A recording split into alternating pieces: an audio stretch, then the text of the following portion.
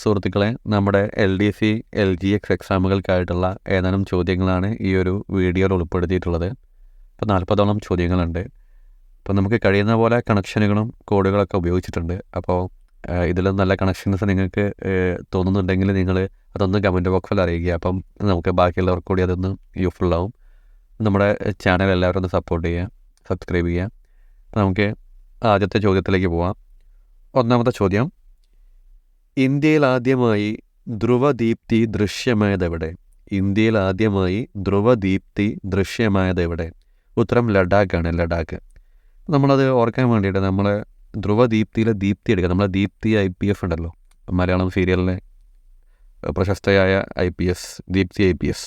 അപ്പോൾ ഈ ദീപ്തി IPS കിട്ടിയ സമയത്ത് എല്ലാവർക്കും ലഡ്ഡു കൊടുത്തു എന്നുള്ള രീതിയിലായിരിക്കും. അപ്പോൾ IPS കിട്ടുന്ന സമയത്ത് എല്ലാവർക്കും നമ്മൾ മധുരം കൊടുക്കല്ലോ, ലഡ്ഡു കൊടുത്തു എന്നുള്ള രീതിയിൽ ഓർത്ത് വെച്ചാൽ ഇന്ത്യയിൽ ആദ്യമായിട്ട് ധ്രുവദീപ്തി ദൃശ്യമായത് ലഡാക്ക് എന്നുള്ള രീതിയിൽ നമുക്ക് കണക്ട് ചെയ്യാൻ പറ്റും. രണ്ടാമത്തെ ചോദ്യം: ഭരണത്തിൽ ഇരിക്കെ അറസ്റ്റിലായ ഇന്ത്യയിലെ ആദ്യത്തെ മുഖ്യമന്ത്രി ആര്? ഭരണത്തിലിരിക്കെ അറസ്റ്റിൽ ആയ ഇന്ത്യയിലെ ആദ്യത്തെ മുഖ്യമന്ത്രിയാണ് അരവിന്ദ് കെജ്രിവാൾ. ജസ്റ്റ് നമുക്ക് സിമ്പിളായിട്ട് ഓർക്കാം. നമ്മൾ വാളൊക്കെ കയ്യിൽ വെച്ചിരുന്നു, അതുകൊണ്ടാണ് പുള്ളീനെ അറസ്റ്റ് ചെയ്തതെന്നുള്ള രീതിയിൽ ആലോചിക്കുക. അപ്പോൾ ടൂൾസൊക്കെ കയ്യിൽ വെച്ച് നടന്നാലേ അറസ്റ്റ് ചെയ്യുമല്ലോ. അപ്പോൾ ഗണ്ണ്, വാള് ഇതൊക്കെ കയ്യിൽ വെച്ചത് കൊണ്ടാണ് അറസ്റ്റ് ചെയ്തതെന്നുള്ള രീതിയിൽ ആലോചിക്കുകയാണെങ്കിൽ അരവിന്ദ് കെജ്രിവാൾ എന്നുള്ള അവിടെ ആലോചിക്കുക. അപ്പോൾ വാള് കയ്യിൽ വെച്ചുകൊണ്ടാണ് അറസ്റ്റ് ചെയ്തത്. അപ്പോൾ ഭരണത്തിലിരിക്കെ അറസ്റ്റിലായ ആദ്യത്തെ മുഖ്യമന്ത്രി, ഇന്ത്യയിലെ ആദ്യത്തെ മുഖ്യമന്ത്രി അരവിന്ദ് കെജ്രിവാൾ എന്നുള്ളത് ഓർത്തു വെക്കാം. മൂന്നാമത്തെ ചോദ്യം: 2024 ശതാബ്ദി ആഘോഷിച്ച കേരളത്തിലെ പ്രക്ഷോഭം ഏത്? ഇപ്പോൾ 2024 ശതാബ്ദി ആഘോഷിച്ച കേരളത്തിലെ പ്രക്ഷോഭമാണ് വൈക്കം സത്യാഗ്രഹം. കാരണം 1924 വൈക്കം സത്യാഗ്രഹം നടന്നത്. അപ്പം ജസ്റ്റ് 100 കൊല്ലം കഴിയുമ്പോൾ ശതാബ്ദി ആഘോഷിക്കും. അപ്പോൾ നമുക്ക് ഈസി ആയിട്ട് ഓർക്കാം. എല്ലാവർക്കും അറിയുന്നതാണ് 1924 വൈക്കം സത്യാഗ്രഹം എന്നുള്ളത്. അടുത്തത് നാലാമത്തെ ചോദ്യം: രാജാജി ദേശീയ ഉദ്യാനം ഏത് സംസ്ഥാനത്താണ്? രാജാജി ദേശീയ ഉദ്യാനം ഏത് സംസ്ഥാനത്താണ്? ഉത്തരം ഉത്തരാഖണ്ഡാണ്. ഉത്തരാഖണ്ഡ്. നമുക്കത് ആലോചിക്കാൻ വേണ്ടിയിട്ട് നമ്മൾ രാജാജിയിലെ നടുക്കുള്ള കട്ട് ചെയ്തിട്ട് രാജി എന്ന് മാത്രം എടുക്കുക. രാജി. അപ്പോൾ നമ്മൾ ഒരു ഓഫീസിൽ വർക്ക് ചെയ്യുന്ന സമയത്ത് നമ്മൾ എന്തെങ്കിലും മിസ്റ്റേക്കൊക്കെ ചെയ്ത് കഴിഞ്ഞാൽ നമുക്ക് ഉത്തരം കിട്ടാതെയാവും. നമ്മൾ അവിടെ എന്തെങ്കിലും കാര്യങ്ങൾ ഗണ്ണിക്കുമ്പോഴാണ് നമുക്ക് അവിടെ തെറ്റ് ചെയ്തു എന്നുള്ള ഫീല് വരുന്നു, അവിടെ നമ്മൾ ഉത്തരം മുട്ടിപ്പോകുന്നു. അപ്പം നമ്മൾ രാജി വെക്കേണ്ടി വരുന്നു എന്നുള്ള രീതിയിൽ ഓർത്ത് കഴിഞ്ഞാൽ ഉത്തരാഖണ്ഡിൽ, ഉത്തർപ്രദേശിൽ നിന്ന് വരാതിരിക്കാൻ വേണ്ടിയാണ് നമ്മൾ ഗണ്ണിക്കുക എന്നുള്ള രീതിയിൽ അവിടെ കണക്ട് ചെയ്തത്. അപ്പോൾ ഉത്തരാഖണ്ഡ് എന്നുള്ളത് രാജാജി ദേശീയ ഉദ്യാനം, അങ്ങനെ കണക്ട് ചെയ്യാൻ പറ്റും. നമ്മൾ ഉത്തരം മുട്ടിപ്പോയി, നമ്മളൊരു മിസ്റ്റേക്ക് ചെയ്തു, നമുക്ക് ന്യായീകരിക്കാനല്ല, ഉത്തരം പറയാനല്ല, അപ്പോൾ അവരെ നമ്മൾ രാജീതി കൊടുക്കുക വഴിയുള്ളൂ എന്നുള്ള രീതിയിൽ ആലോചിച്ച് വെച്ചാൽ രാജാജി ദേശീയ ഉദ്യാനം ഉത്തരാഖണ്ഡ് എന്നുള്ളത് ഓർത്ത് വെക്കാം. അടുത്ത അഞ്ചാമത്തെ ചോദ്യം: ഓപ്പറേഷൻ ദിവ്യാസ്ത്ര എന്തിൻ്റെ നിർമ്മാണവുമായി ബന്ധപ്പെട്ടതാണ്? മിസൈലുകളാണ്. മിസൈൽ. അപ്പോൾ നമ്മൾ ഈ അസ്ത്രം എന്ന് പറഞ്ഞ മിസൈലിന് പോലെയാണല്ലോ, മുൻഭാഗം കൂർത്തിട്ടാണല്ലോ. അപ്പോൾ ആ രീതിയിൽ ഓർക്കുകയാണെങ്കിൽ ഓപ്പറേഷൻ ദിവ്യാസ്ത്ര എന്ന് പറയുന്നത് മിസൈൽ നിർമ്മാണമെന്നുള്ളത് ഓർത്ത് വെക്കാം. ആറാമത്തെ ചോദ്യം: 2022 PK കാളൻ പുരസ്കാരം നേടിയ K കുമാരൻ ഏത് കലയുമായി ബന്ധപ്പെട്ടിരിക്കുന്നു? 2022 PK കാളൻ പുരസ്കാരം നേടിയ K കുമാരൻ ഏത് കലയുമായി ബന്ധപ്പെട്ടിരിക്കുന്നു? ചിമ്മാനക്കളിയാണ്. ചിമ്മാനക്കളി. അപ്പോൾ നമ്മളവിടെ 2022 കാളൻ പുരസ്കാരം നേടിയത് K കുമാരനാണെന്നുള്ള ഓർക്കണം. അപ്പോൾ നമ്മൾ ചിമ്മാനക്കളിയാണെന്നുള്ള ഓർക്കാൻ വേണ്ടിയിട്ട് നമ്മൾ എന്ത് ചെയ്തു? ഈ കാളൻ പുരസ്കാരം കിട്ടിയത് ചിമ്മാനക്കളിക്കാണ്. നമ്മൾ ഈ കാളവണ്ടി ഉണ്ടല്ലോ, പണ്ടൊക്കെ കാളവണ്ടിയിൽ നമ്മൾ ചിമ്മിണി വിളക്ക് കെട്ടി തൂക്കും. ചെറിയൊരു ലൈറ്റ്. നമ്മൾ മറ്റേ മോഹൻലാലിൻ്റെ പടം ഉണ്ടല്ലോ, തേന്മാവിൻ കുമ്പത്തിലൊക്കെ കാണും, കാളവണ്ടിയിൽ പോകുമ്പോൾ ഒരു തൂക്ക് വിളക്ക്, ഒരു ചിമ്മിണി വിളക്ക് ഇങ്ങനെ തൂക്കിയിട്ടുണ്ടാവും. ആ രീതിയിൽ ആലോചിക്കുകയാണെങ്കിൽ PK കാളൻ, ചിമ്മാനക്കളി, ചിമ്മിനി വിളക്ക് എന്നുള്ള രീതിയിൽ ഓർത്ത് വെക്കുകയാണെങ്കിൽ അവിടെ കണക്ട് ചെയ്യാൻ പറ്റും. ഇനി നമുക്ക് 2022 കിട്ടണമെങ്കിൽ 2 കാള, 2 ടയർ. കാളവണ്ടിക്ക് 2 ടയർ ഉണ്ടാവും, 2 കാളയുണ്ടാവും. അങ്ങനെ 2022 എന്നുള്ളത് നമുക്ക് അവിടെ ഓർത്ത് വയ്ക്കാൻ പറ്റും. ഏഴാമത്തെ ചോദ്യം: വിദൂര ഓൺലൈൻ വോട്ടിംഗ് സമ്പ്രദായം ആദ്യമായി പ്രയോഗത്തിലാക്കിയത് ഏത് രാജ്യത്തെ തെരഞ്ഞെടുപ്പിലാണ്? വിദൂര ഓൺലൈൻ വോട്ടിംഗ് സമ്പ്രദായം ആദ്യമായി പ്രയോഗത്തിലാക്കിയത് ഏത് സംസ്ഥാനത്തെ തിരഞ്ഞെടുപ്പിലാണ്? ഉത്തരം റഷ്യയാണ്. അപ്പം നമ്മൾ അത് ആലോചിക്കേണ്ടത്, നമ്മൾ വിദൂരം തന്നെ ദൂരത്തേക്ക് നമ്മൾ വോട്ട് ചെയ്യാൻ പോവുകയാണ്. നമ്മൾ റിക്ഷ വിളിച്ച് പോകും, നടന്നു പോകുന്ന ദൂരമല്ല. അപ്പോൾ നമ്മൾ റിക്ഷ വിളിക്കുന്നു എന്നുള്ള രീതിയിൽ, ഒരു ഓട്ടോറിക്ഷ വിളിച്ച് പോകുന്നു എന്നുള്ളതിൽ റഷ്യ എന്ന് കിട്ടും. വിദൂര ഓൺലൈൻ വോട്ടിംഗ് സമ്പ്രദായം. അപ്പോൾ നമ്മൾ ഓൺലൈൻ വോട്ടിംഗ് ചെയ്യാൻ പോവുകയാണ്, വിദൂരമാണ്, ദൂരത്തേക്കാണ്. അപ്പോൾ ആ രീതിയിൽ ഓർക്കുകയാണെങ്കിൽ റിക്ഷ എന്നുള്ള രീതി കണക്ട് ചെയ്യാം. അടുത്ത ക്വസ്റ്റ്യൻ നമുക്ക് ഈസിയാണ്. 2023-24 യാത്രാ വരുമാനത്തിൽ ഒന്നാമതെത്തിയ കേരളത്തിലെ റെയിൽവേ സ്റ്റേഷൻ തിരുവനന്തപുരമാണ്. തിരുവനന്തപുരത്തേക്കാണല്ലോ ഏറ്റവും കൂടുതൽ ആൾക്കാർ യാത്ര ചെയ്യുന്നതെന്നുള്ള രീതിയിൽ ഓർക്കുകയാണെങ്കിൽ തലസ്ഥാന നഗരമാണ്. അപ്പോൾ അവിടേക്ക് പല ആവശ്യങ്ങൾക്കായിട്ട് പല ആളുകൾ വരുന്നുണ്ട്. അപ്പം അവിടെ വരുമാനം സ്വാഭാവികമായിട്ട് കൂടുന്നുള്ള രീതിയിൽ ഓർക്കുക. 9ാമത്തെ ചോദ്യം, ലക്ഷദ്വീപിൽ പ്രവർത്തനം ആരംഭിച്ച ആദ്യത്തെ സ്വകാര്യ ബാങ്ക് ഏതാണ്? HDFC ആണ്. HDFC. അപ്പം നമ്മൾ ലക്ഷദ്വീപിൽ പ്രവർത്തനം ആരംഭിച്ചതെന്ന് പറയുമ്പോൾ ലക്ഷദ്വീപിലെ കടൽ വെള്ളം കണ്ടിട്ടില്ലേ, നമ്മൾ ഭയങ്കര HD ക്ലാരിറ്റി ആയിരിക്കും. ഈ അടിത്തട്ട് കാണാൻ പറ്റും, നല്ല ക്ലാരിറ്റി. അപ്പം HD എന്നുള്ളതിൽ ആലോചിച്ച് വെച്ചാൽ HDFC എന്നുള്ള അവിടെ കിട്ടും. 10ാമത്തെ ചോദ്യം, ഏത് രാജ്യത്തിൻ്റെ പുതിയ കറൻസിയാണ് സിഗ്? സിഗ് എന്നുള്ള സിംബാബ്വേൻ്റെയാണ്. സിംബാബ്വെ. നമ്മളവിടെ രണ്ടിലും സിയിലാണ് സ്റ്റാർട്ട് ചെയ്യുന്നതെന്നുള്ള രീതിയിൽ ഓർത്ത് വെച്ച് കഴിഞ്ഞാൽ കിട്ടും. സിഗ്, സിംബാബ്വെ അങ്ങനെ ഓർത്ത് വെച്ചാൽ കിട്ടും. 11ാമത്തെ ചോദ്യം, 2024 ലോക പുസ്തക തലസ്ഥാനമായി യുനെസ്കോ പ്രഖ്യാപിച്ച നഗരം ഏതാണ്? 2024 ലോക പുസ്തക തലസ്ഥാനമായിട്ട് യുനെസ്കോ പ്രഖ്യാപിച്ച നഗരമാണ് സ്ട്രാസ്ബർഗ് എന്നാണ്. സ്ട്രാസ്ബർഗ്. അപ്പോൾ നമ്മൾ അവിടെ ആലോചിക്കുന്നത്, ഇപ്പോൾ നമ്മൾ ഭയങ്കര സ്ട്രെസ്സൊക്കെ അനുഭവിക്കുന്ന സമയത്ത് നല്ലൊരു പുസ്തകം വായിച്ച് കഴിഞ്ഞാൽ നല്ല റിലീഫ് ഉണ്ടാകുന്നുള്ള രീതിയിൽ ആലോചിച്ചാൽ മതി. 2024 ലോക പുസ്തക തലസ്ഥാനമായിട്ട് യുനെസ്കോ പ്രഖ്യാപിച്ച നഗരം സ്ട്രാസ്ബർഗാണ്. അപ്പം നമ്മൾ സ്ട്രെസ്സ് കുറയ്ക്കാനായിട്ട് പുസ്തകം വായിക്കുന്നു. അപ്പം പുസ്തക തലസ്ഥാനം നമ്മൾ ആ രീതിയിൽ ഓർക്കുകയാണെങ്കിൽ കിട്ടും. 12ാമത്തെ ചോദ്യം, പാലസ്തീന് ഐക്യരാഷ്ട്ര സംഘടനയിലെ പൂർണ്ണ അംഗത്വം നൽകാനുള്ള പ്രമേയം അവതരിപ്പിച്ചപ്പോൾ ഇന്ത്യ ഉൾപ്പെടെ എത്ര രാജ്യങ്ങൾ അനുകൂലിച്ചു? 143 രാജ്യങ്ങളാണ് അനുകൂലിച്ചത്. അപ്പം പാലസ്തീന് ഐക്യരാഷ്ട്ര സംഘടനയിൽ പൂർണ്ണ അംഗത്വം നൽകാനുള്ള പ്രമേയം അവതരിപ്പിച്ചപ്പോൾ ഇന്ത്യ ഉൾപ്പെടെ 143 രാജ്യങ്ങളാണ് അനുകൂലിച്ചത്. നമ്മൾ 143 എന്ന് പറയുന്ന ഒരു സംഭവം ഉണ്ട്, നന്ദന സിനിമയിൽ പറയുന്നുണ്ടല്ലോ, ഇതിൽ അനുകൂലിക്കുന്നത് അങ്ങനെ കണക്ട് ചെയ്താൽ മതി. 143.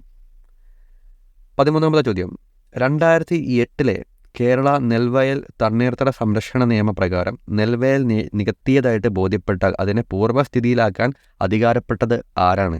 ആ വയൽ നികത്തി കഴിഞ്ഞത് പഴയ രീതിയിലേക്ക് ആക്കണമെങ്കിൽ ജില്ലാ കളക്ടറാണ് അതിന് അധികാരപ്പെട്ട ആൾ. 2008 നെൽവയൽ തണ്ണീർത്തട സംരക്ഷണ നിയമപ്രകാരം നെൽവയൽ നികത്തിയതായിട്ട് ബോധ്യപ്പെട്ടാൽ അതിനെ പൂർവ്വസ്ഥിതിയിലാക്കാൻ അധികാരപ്പെട്ടത് ജില്ലാ കളക്ടറാണ്. 14ാമത്തെ ചോദ്യം, മനുഷ്യാവകാശ സംരക്ഷണ നിയമത്തിൻ്റെ ഏത് അധ്യായത്തിൽ പ്രതിപാദിച്ചിട്ടുള്ള വിഷയങ്ങളാണ് സംസ്ഥാന മനുഷ്യാവകാശ കമ്മീഷൻ പരിഗണിക്കുക? അധ്യായം 3-ലാണ്. 3 അതായത് 3 മനുഷ്യാവകാശം എന്നുള്ള എന്നുള്ള സ്റ്റാർട്ട് ചെയ്യുന്നുണ്ടല്ലോ. മനുഷ്യാവകാശ സംരക്ഷണത്തിന് മൗലികാവകാശങ്ങൾ 3 എന്നുള്ള രീതിയിലും അധ്യായം 3 എന്നുള്ള ആ രീതിയിൽ ഓർത്ത് കഴിഞ്ഞാൽ 3 എന്നുള്ളത് ഓർക്കാൻ പറ്റും. 15ാമത്തെ ചോദ്യം, ദുരന്ത നിവാരണത്തിന് സംസ്ഥാനങ്ങൾക്ക് പദ്ധതി ഉണ്ടായിരിക്കണമെന്ന് നിഷ്കർഷിക്കുന്ന ദുരന്ത നിവാരണ നിയമത്തിലെ വകുപ്പാണ് വകുപ്പ് 23. അപ്പോൾ ദുരന്ത നിവാരണത്തിന് സംസ്ഥാനങ്ങൾക്കൊരു പദ്ധതി ഉണ്ടായിരിക്കണം എന്ന് നിഷ്കർഷിച്ചിരിക്കുന്ന ദുരന്ത നിവാരണ നിയമത്തിലെ വകുപ്പാണ് വകുപ്പ് 23. 16ാമത്തെ ചോദ്യം, ഗാർഹിക അതിക്രമങ്ങളിൽ നിന്ന് വനിതകളെ സംരക്ഷിക്കാനുള്ള നിയമം 2005 പ്രകാരം റെസിഡൻസ് ഉത്തരവ് പുറപ്പെടുവിക്കുന്നത് ആരാണ്? ഉത്തരം മജിസ്ട്രേറ്റ്. അപ്പം ഗാർഹിക അതിക്രമങ്ങളിൽ നിന്ന് വനിതകളെ സംരക്ഷിക്കാനുള്ള നിയമമാണ് 2005 വന്ന നിയമം. ആ നിയമം പ്രകാരം റെസിഡൻസ് ഉത്തരവ് പുറപ്പെടുവിക്കുന്നത് മജിസ്ട്രേറ്റാണ്. 17ാമത്തെ ചോദ്യം, ഒരു കുട്ടി ലൈംഗിക അതിക്രമണത്തിന് വിധേയമാവുകയോ ആകാൻ സാധ്യതയുണ്ടെന്നോ വിവരം ലഭിച്ചാൽ എത്ര സമയത്തിനുള്ളിൽ കുട്ടിയെ ചൈൽഡ് വെൽഫെയർ കമ്മിറ്റി മുൻപാകെ ഹാജരാക്കണം? 24 മണിക്കൂർ മുമ്പ് ഹാജരാക്കണം. അപ്പോൾ ഒരു കുട്ടി ലൈംഗിക അതിക്രമണത്തിന് വിധേയമാവുകയോ ആകാൻ സാധ്യതയുണ്ടെന്നോ വിവരം ലഭിച്ചാൽ 24 മണിക്കൂറിനുള്ളിൽ കുട്ടി എന്ത് ചെയ്യണം? ചൈൽഡ് വെൽഫെയർ കമ്മിറ്റി മുമ്പാകെ ഹാജരാക്കണം. അടുത്തത് 18ാമത്തെ ചോദ്യം, ഏത് ഇന്ത്യൻ ശാസ്ത്രജ്ഞൻ്റെ പേരാണ് അടുത്തിടെ സൗരയൂഥത്തിലെ ഒരു ചിഹ്നഗ്രഹത്തിന് നൽകിയത്? ഏത് ഇന്ത്യൻ ശാസ്ത്രജ്ഞൻ്റെ പേരാണ് അടുത്തിടെ സൗരയൂഥത്തിലെ ഒരു ചിഹ്നഗ്രഹത്തിന് നൽകിയത് എന്ന് ചോദിച്ചാൽ പ്രൊഫസർ ജയന്ത് മൂർത്തിയാണ്. ജയന്ത് മൂർത്തി. അപ്പം നമ്മൾ അങ്ങനെ കണക്ട് ചെയ്യാൻ വേണ്ടി നമ്മൾ ജസ്റ്റ് നമ്മൾ വീട്ടിൽ എന്തെങ്കിലും നേർച്ചയോ മൂർത്തിക്ക് കൊടുക്കലൊക്കെ ഉണ്ടെങ്കിൽ അടുത്തുള്ള വീട്ടിലൊക്കെ നമ്മൾ പോയി പറയും, എടാ വീട്ടിൽ ചെറിയൊരു മൂർത്തിക്ക് കൊടുക്കലുണ്ട്, എല്ലാവരും വരണുണ്ടോ രാത്രി എന്ന് പറയും. നമ്മൾ ഇങ്ങനെ മൂർത്തിക്ക് കൊടുക്കുക, രാത്രിയാകുമ്പോൾ നേർച്ച കൊടുക്കുന്ന പരിപാടി കണ്ടല്ലോ. നമ്മൾ തൊട്ടടുത്തുള്ള വീട്ടിലൊക്കെ ഒന്ന് പോയി പറയാം, രാത്രി പരിപാടി ഉണ്ട് വരാൻ വേണ്ടി വിളിക്കുമ്പോൾ ചെറിയൊരു പരിപാടി ഉണ്ടെന്നുള്ള രീതിയിലാണ് പറയാം. ചെറിയൊരു മൂർത്തിക്ക് കൊടുക്കലുണ്ട്, എല്ലാവരും വരണം രാത്രി ഭക്ഷണം കഴിച്ചിട്ട് പോകാമെന്നുള്ള രീതിയിൽ നമ്മൾ ഇൻവൈറ്റ് ചെയ്യാൻ പോകും. ആ രീതിയിൽ ഓർത്ത് കഴിഞ്ഞാൽ ചിഹ്ന ഗ്രഹം എന്നുള്ള ചെറുത് എന്നുള്ള രീതിയിൽ ആലോചിക്കുക. ചിഹ്ന എന്നുള്ള ചെറുത്, ചെറിയ മൂർത്തിക്ക് കൊടുക്കൽ, നമ്മൾ ചെറിയൊരു മൂർത്തിക്ക് കൊടുക്കലുണ്ട്. അപ്പം മൂർത്തി പ്രൊഫസർ ജയന്ത് മൂർത്തി എന്നുള്ള അവിടെ പിടിക്കുക.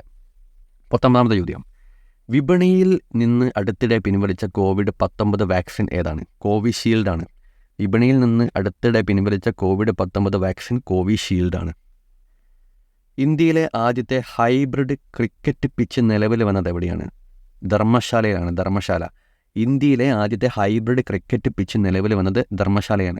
അത് ഓർത്തത് എല്ലാവരും കണ്ടെന്നോ അറിയില്ല. ആട് എന്ന് പറയുന്ന മൂവിയിൽ ജയസൂര്യൻ്റെ പടത്തിൽ ധർമ്മജൻ ബോൾഗാട്ടി ഉണ്ട്. അതിൽ ക്രിക്കറ്റിൻ്റെ ഒരു തലയിലൊരു തേങ്ങ വീണ് കഴിഞ്ഞിട്ട് അവൻ ഫുള്ള് സച്ചിനെ പറ്റിയും ക്രിക്കറ്റിനെ പറ്റിയൊക്കെ ഇങ്ങനെ സംസാരിക്കുന്നുണ്ട്. ഇങ്ങനെ ഒരു വണ്ടി ആക്സിഡൻ്റ് ആകുന്ന സമയത്ത് ഒരു തേങ്ങ തലയിൽ വീഴും, പിന്നെ പറയുന്നത് മൊത്തം ക്രിക്കറ്റുമായി ബന്ധപ്പെട്ട സച്ചിൻ ക്രിക്കറ്റ് അങ്ങനെ അങ്ങനെ അങ്ങനെ പറയുന്നുണ്ട്. അപ്പോൾ നമ്മൾ ഹൈബ്രിഡ് ക്രിക്കറ്റ് പിച്ച് ധർമ്മശാല എന്നുള്ള രീതിയിൽ ആ പടം കണ്ടവർക്കൊക്കെ അറിയാൻ മതിയാവും. ആ പടം കാണാത്തവരൊന്ന് കണ്ടോക്കെ, നല്ല പടമാണ്. അടുത്തത് 21ാമത്തെ ചോദ്യം. ചുടുനീരുറവയിൽ നിന്ന് വൈദ്യുതി ഉൽപ്പാദിപ്പിക്കുന്ന പ്രദേശം ഏതാണ്? മണികരൻ. ചുടുനീരുറവയിൽ നിന്ന് വൈദ്യുതി ഉൽപ്പാദിപ്പിക്കുന്ന പ്രദേശമാണ് മണികരൻ. അടുത്തത് ഹിമാചൽ പ്രദേശിനെ ലഡാക്കുമായി ബന്ധിപ്പിക്കുന്ന ചുരം ഏത്? ബാരാലച്ചല. ബാരാലച്ചല.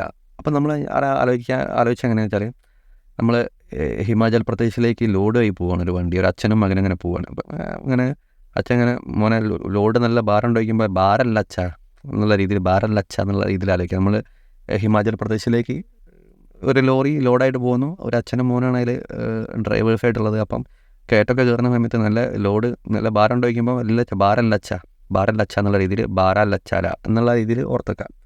23ാമത്തെ ചോദ്യം. ഇന്ത്യയിലെ ആധുനിക രീതിയിലുള്ള ആദ്യ ബാങ്ക് ഏതായിരുന്നു? ബാങ്ക് ഓഫ് ഹിന്ദുസ്ഥാനാണ്, എല്ലാവർക്കും അറിയുന്നതാണ്. ഇന്ത്യയിലെ ആധുനിക രീതിയിലുള്ള ആദ്യത്തെ ബാങ്ക് എന്ന് പറയുന്നത് ബാങ്ക് ഓഫ് ഹിന്ദുസ്ഥാനാണ്. 24ാമത്തെ ചോദ്യം. വിദ്യാഭ്യാസത്തിനുള്ള അവകാശവുമായി ബന്ധപ്പെട്ട ഭരണഘടനാ അനുച്ഛേദം ഏതാണ്? അനുച്ഛേദം 21A ആണ്. എല്ലാവർക്കും കോമൺലി അറിയുന്നതാണ്. വിദ്യാഭ്യാസത്തിനുള്ള അവകാശവുമായി ബന്ധപ്പെട്ടത് അനുച്ഛേദം 21A ആണ്. 25ാമത്തെ ചോദ്യം. ദേവനാഗരി ലിപിയിലെ ഹിന്ദിയാണ് യൂണിയൻ്റെ ഔദ്യോഗിക ഭാഷ എന്ന് പ്രഖ്യാപിക്കുന്ന അനുച്ഛേദം ഏത്? അനുച്ഛേദം 343 1. അതായത് ദേവനാഗരി ലിപിയിലെ ഹിന്ദിയാണ് യൂണിയൻ്റെ ഔദ്യോഗിക ഭാഷ എന്ന് പ്രഖ്യാപിക്കുന്ന അനുച്ഛേദം 343. അത് ഓർക്കാൻ വേണ്ടി നമ്മൾ ദേവനാഗരിയിൽ ദാ കാണുമ്പോൾ അവിടെ ഒരു 3 കിട്ടും. അതുപോലെ ഹിന്ദി അവസാനിക്കുന്നത് ഹിന്ദിയാണെന്നുള്ളത് വിട്ടുകൾ. ദേവനാഗരി ലിപിയിലെ ഹിന്ദി എന്നുള്ളത് മാത്രം എടുക്കുക. അപ്പോൾ ദേവ എന്ന് തുടങ്ങുമ്പോൾ ഒരു 3 ദാല് ഉണ്ട്, ഹിന്ദി അവസാനിക്കുന്നതിലും ഒരു 3 ഉണ്ട്. അപ്പോൾ ഇവിടെയും 343 3 തുടങ്ങുന്നു 3 അവസാനിക്കുന്നു എന്നുള്ള രീതിയിൽ ഓർത്താൽ അവിടെ കിട്ടും. അടുത്തത് വജ്രത്തിന് നീല നിറം നൽകുന്നത് ഏത് മൂലകത്തിൻ്റെ സാന്നിധ്യമാണ്? ബോറോൺ ആണ്. ബോറോൺ. അപ്പോൾ വജ്രത്തിന് നീല നിറം കൊടുക്കുന്നത് ബോറോൺ, ബ്ലൂ നീല എന്നുള്ള രീതിയിൽ ബോറോൺ. അവിടെയും BB ആണ് എന്നുള്ള രീതിയിൽ കണക്ട് ചെയ്യാം. അടുത്തത് ആധുനികവൽക്കരണം, തൊഴിലവസരങ്ങളുടെ വർധന എന്നിവ പ്രധാന ലക്ഷ്യങ്ങളായി വരുന്ന പഞ്ചവത്സര പദ്ധതി ഏതാണ്? ആധുനികവൽക്കരണം, തൊഴിലാളികളുടെ വർധന, തൊഴിലവസരങ്ങളുടെ വർധന എന്നിവ പ്രധാന ലക്ഷ്യങ്ങളായി വരുന്ന പഞ്ചവത്സര പദ്ധതിയാണ് 7ാം പദ്ധതി. അപ്പം തൊഴിൽ 7 എന്നുള്ളത് അവിടെ എന്നുള്ളത് വെച്ചിട്ട് നമുക്ക് പിടിക്കാം. തൊഴിൽ അവസരം 7. അപ്പം ആധുനികവൽക്കരണം, തൊഴിലവസരങ്ങളുടെ വർധന ഇത് ലക്ഷ്യമാക്കി വരുന്നത് 7ാം പഞ്ചവത്സര പദ്ധതി എന്നുള്ള രീതിയിൽ ഓർക്കാം. 28ാമത്തെ ചോദ്യം. സ്വതന്ത്ര ഭാരതത്തിൽ ആദ്യമായിട്ട് വ്യാവസായിക നയം രൂപവൽക്കരിച്ച വർഷം ഏത്? 1948. സ്വതന്ത്ര ഭാരതത്തിൽ ആദ്യമായിട്ട് വ്യാവസായിക നയം രൂപവൽക്കരിച്ച വർഷം 1948. 29ാമത്തെ ചോദ്യം. 2024 ഇറാസ്മസ് പുരസ്കാരം നേടിയ ഇന്ത്യൻ ആര്? 2024 ഇറാസ്മസ് പുരസ്കാരം നേടിയ ഇന്ത്യനാണ് അമിതാവ് ഘോഷ്. അപ്പം നമ്മൾ ഈ ഇറാസ്മസ് എന്നുള്ള ഒരു ആസ്മ കിടക്കുന്ന ഇറാസ്മസ് ഒരു ആസ്മ ഉണ്ടല്ലോ, നമ്മൾ അമിതമായിട്ട് ആഘോഷിക്കാനൊക്കെ നിന്ന് കഴിഞ്ഞാൽ ചിലപ്പോൾ ആസ്മ പിടിക്കും, പൊടിയൊക്കെ കയറിയിട്ട്. നമ്മൾ ഇങ്ങനെ എന്തെങ്കിലും ആഘോഷങ്ങളിലൊക്കെ പങ്കെടുക്കുമ്പോൾ ഭയങ്കര ഡാൻസും പാട്ടും പരിപാടിയൊക്കെ ആകുമ്പോൾ അമിതമായിട്ട് ആഘോഷിച്ച് കഴിഞ്ഞാൽ ചിലപ്പോൾ ആസ്മയൊക്കെ വരും, പൊടി കയറിയിട്ട് എന്നുള്ള രീതിയിൽ ജസ്റ്റ് കണക്ട് ചെയ്യാം. അടുത്തത് 2024 ലോക സന്തുഷ്ടി റിപ്പോർട്ടിൽ ഒന്നാമതെത്തിയ രാജ്യം ഫിൻലാൻഡാണ്. ഫിൻലാൻഡ്. അപ്പോൾ ഫണ്ണ് എന്നുള്ള ആലോചിക്കുക. ഫിന്ന് എന്നുള്ളത് ഫണ്ണായി, ഫൺ ലാൻഡ് എന്ന് ആലോചിച്ചാൽ മതി. 2024 ലോക സന്തുഷ്ടി സന്തോഷമല്ലേ, സന്തോഷത്തിൻ്റെ പട്ടികയിൽ ഒന്നാമതെത്തിയത് ഫിൻലാൻഡ്. ഫണ്ണാണെന്നുള്ള ആലോചിക്കുക.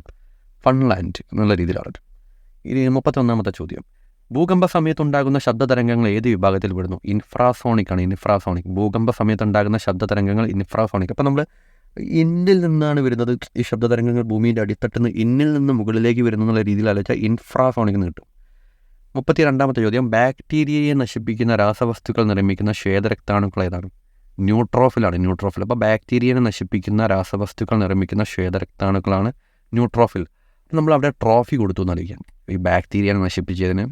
ശ്വേത എന്നുള്ളത് നമുക്ക് നമ്മൾ ഒരു പെൺകുട്ടീൻ്റെ പേരായിട്ട് കൺസിഡർ ചെയ്യുകയാണെങ്കിൽ അവിടെ നമുക്ക് ആ ഷേതയ്ക്ക് ട്രോഫി കൊടുത്തു, ബാക്ടീരിയനെ നശിപ്പിച്ചതിന് ട്രോഫി കൊടുത്തു എന്നുള്ള രീതിയിൽ ആലോചിച്ച് കഴിഞ്ഞാൽ അവിടെ നമുക്ക് കിട്ടും.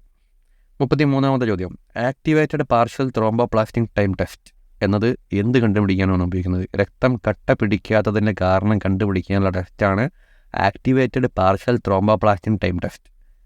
അപ്പം അതിൻ്റെ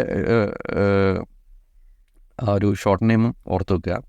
34-ാമത്തെ ചോദ്യം, എത്ര തരത്തിലുള്ള ഇമ്മ്യൂണോ ഗ്ലോബുലിനുകളാണുള്ളത്? 5 തരത്തിലാണ്. 5 തരത്തിലുള്ള ഇമ്മ്യൂണോ ഗ്ലോബുലിനുകളുണ്ട്, ഓർത്ത് വെക്കുക. 35-ാമത്തത്, എക്സ്റേ, കമ്പ്യൂട്ടർ എന്നിവയുടെ സഹായത്തോടെ ആന്തര അവയവങ്ങളുടെ ദൃശ്യങ്ങൾ ലഭ്യമാക്കുന്ന സംവിധാനം ഏതാണ്? CT സ്കാനറാണ്. അപ്പോൾ നമുക്ക് അറിയുന്നതാണ് CT സ്കാനർ എന്ന് പറഞ്ഞാൽ എക്സ്റേ, കമ്പ്യൂട്ടർ ഇതിൻ്റെയൊക്കെ സഹായത്തോടെ ആന്തര അവയവങ്ങളുടെ ദൃശ്യങ്ങൾ ലഭ്യമാകുന്ന സംവിധാനമാണ്. 36-ാമത്തെ ചോദ്യം, എത്ര ഇടവേളകളിലാണ് രക്തം ദാനം ചെയ്യാനാവുക? 3 മാസത്തിലൊരിക്കലാണ്. കോമൺലി നമുക്ക് എല്ലാവർക്കും അറിയുന്നതാണ് 3 മാസത്തിലൊരിക്കലേ രക്തം ദാനം ചെയ്യാൻ പാടുള്ളൂ. അടുത്തത്, കേരള നടനത്തിന് രൂപം നൽകിയത് ഗുരു ഗോപിനാഥാണ്. കേരള നടനത്തിന് രൂപം നൽകിയത് ഗോപിനാഥാണ്, ഗുരു ഗോപിനാഥ്. നമ്മൾ ഓർത്ത് വെച്ചെങ്ങനെ വെച്ചാൽ നമ്മുടെ ജീവിതം ഗോപിയായി പോയാൽ കേരളത്തിൽ കൂടെ അങ്ങോട്ടും ഇങ്ങോട്ടും നടക്കേണ്ടി വരും, തെക്ക് വടക്ക് നടക്കേണ്ടി വരും എന്നുള്ളത്. കേരള നടനം കേരളത്തിൽ കൂടെ വെറുതെ നടക്കേണ്ടി വരും, നമ്മളെ കാര്യം ഗോപിയായി പോയാൽ എന്നുള്ള രീതിയിൽ ആലോചിച്ച് കഴിഞ്ഞാൽ ഗുരു ഗോപിനാഥ് എന്നുള്ള രീതി കണക്ട് ചെയ്യാൻ പറ്റും. 38-ാമത്തെ ചോദ്യം, ഉത്തര സ്വയംവരം ആട്ടക്കഥ ആരുടേതാണ്? ഇരയിമ്മൻ തമ്പിയാണ്. ഇരയിമ്മൻ തമ്പിയാണ് ഉത്തര സ്വയംവരം ആട്ടക്കഥ രചിച്ചത്. ജസ്റ്റ് മറന്നു പോവുകയാണെങ്കിൽ നമ്മൾ ആലോചിക്കാം, ഇപ്പോൾ ഈ സ്വയംവരം കഴിക്കുന്ന പെൺകുട്ടികളൊക്കെ ഇരകളായി മാറിക്കൊണ്ടിരിക്കുന്ന ഒരു കാഴ്ചയാണ് നമ്മൾ കാണുന്നത്. ഒരുപാട് പേര് സ്ത്രീധനത്തിൻ്റെ പേരിലും അങ്ങനെ ഇങ്ങനെയൊക്കെ ആയിട്ട് മരണപ്പെടുന്നുണ്ട്. അപ്പം അങ്ങനത്തെ ഒരു സിറ്റുവേഷൻ നമ്മളിങ്ങനെ മുന്നിൽ കാണുന്നതുകൊണ്ട് നമുക്ക് അങ്ങനെ ജസ്റ്റ് ഓർക്കാൻ പറ്റും ഉത്തര സ്വയംവരം ഇരയിമ്മൻ തമ്പി എന്നുള്ളത്. അടുത്ത 39, ഹരിപ്പാട് സുബ്രഹ്മണ്യ ക്ഷേത്രവുമായി ബന്ധപ്പെട്ട വള്ളംകളി ഏതാണ്? പായിപ്പാട്ട് വള്ളംകളിയാണ്. പായിപ്പാട്ട് എല്ലാവർക്കും അറിയുന്നതായിരിക്കും. ഈ കണക്ഷൻ വേണമെങ്കിൽ നമ്മൾ പാട്ടാലോചിക്കും, ഹരിമുരളീരവ പാട്ട്. അപ്പം അതൊരു പാട്ടാണ്, പായിപ്പാട്ട്, ഹരിപ്പാട്. ഞാനങ്ങനെയാണ് ഓർത്ത് വെച്ചത്. അപ്പം അത് എല്ലാവർക്കും അറിയുന്നതായിരിക്കും. അടുത്ത ക്വസ്റ്റ്യൻ, ഇന്ത്യയിലെ ചുവർ ചിത്രകലാ മ്യൂസിയം സ്ഥിതി ചെയ്യുന്നത് എവിടെയാണ്? തൃശ്ശൂരാണ്. ചിത്രകലയിലൊരു ത്രാണ്ട്, തൃശ്ശൂരിലൊരു ത്രാണ്ട്. ചിത്രകല തൃശ്ശൂർ, ചുമർ ചിത്രകല തൃശ്ശൂരാണെന്നുള്ളത് അങ്ങനെ ഓർത്ത് വെക്കാം. അടുത്തത് 41-ാമത്തെ ചോദ്യം, അർജുന അവാർഡ് നേടിയ ആദ്യത്തെ മലയാളി വനിതാ കായിക താരമാരാണ്? അർജുന അവാർഡ് നേടിയ ആദ്യത്തെ മലയാളി വനിതാ കായിക താരമാണ് KC ഏലമ്മ. KC ഏലമ്മയാണ് അർജുന അവാർഡ് നേടിയ ആദ്യത്തെ മലയാളി വനിതാ കായിക താരം. അപ്പം അത് നമുക്ക് ഓൾറെഡി അങ്ങനെ കിട്ടും. നമ്മൾ ഒരു 41 ചോദ്യങ്ങളാണ് ഇവിടെ ഡിസ്കസ് ചെയ്തത്. അപ്പോൾ എല്ലാ മേഖലയിൽ നിന്നും വന്നിട്ടുണ്ട്. അപ്പം നിങ്ങളിത് കണ്ടു നോക്കുക, കണക്ഷൻസ് എല്ലാവർക്കും കിട്ടുന്നുണ്ടോ നോക്കുക. ഇതിൽ നല്ല കണക്ഷൻസ് കിട്ടുന്നവരുണ്ടെങ്കിൽ അതൊന്ന് കമൻറ്റ് ബോക്സിൽ ഷെയർ ചെയ്യുക. അതുപോലെ നിങ്ങൾ വീഡിയോ എല്ലാവരും കണ്ടിട്ടൊന്ന് സപ്പോർട്ട് ചെയ്യുക, സബ്സ്ക്രൈബ് ചെയ്യുക. അപ്പോൾ നിങ്ങൾ ചെയ്യുന്ന സപ്പോർട്ടാണ് നമുക്ക് ഓരോ വീഡിയോ ചെയ്യാനുള്ളൊരു ഡ്രൈവ് എന്ന് പറയുന്നത്. അപ്പം എല്ലാവരും സപ്പോർട്ട് ചെയ്യാം. Okay, thank you.